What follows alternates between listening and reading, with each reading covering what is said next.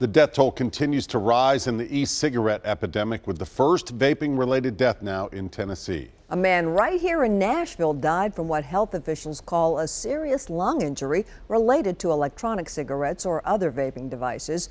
News Channel 5's Brandon Marshall is in our newsroom. Brandon, how old was the victim? Vicki, he was 26 years old and he died this past week. And it's unclear what kind of e-cigarette he used or where he bought it. Those in the e-cigarette business call the death tragic, but they don't want this case to put a target on their backs.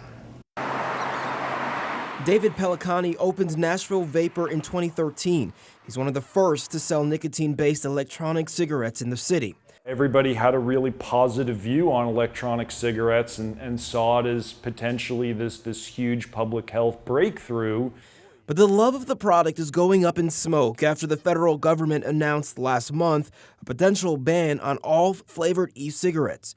Warnings of serious lung illnesses caused by vaping has sales in Pellicani's 4 stores decreasing. In the past couple of weeks, since business has slowed down so dramatically, I've essentially had to cut my hours almost in half.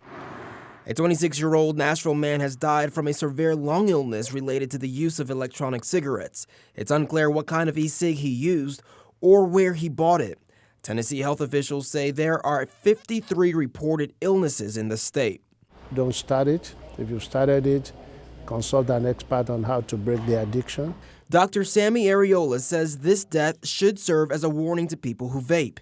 He urges everyone to consider not using e-cigarettes and follow guidance from the CDC.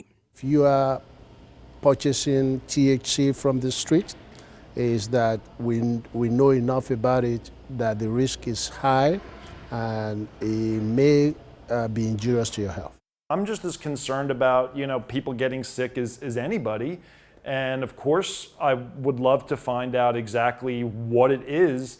He says the potential ban is hurting small business owners and hopes there's more clarity on the vaping industry in the future. And those 53 vaping-related illnesses cases across the state are mixed. Some are from products bought in stores, but most are associated with THC, especially products bought on the street. Live in the newsroom, Brandon Marshall, News Channel 5.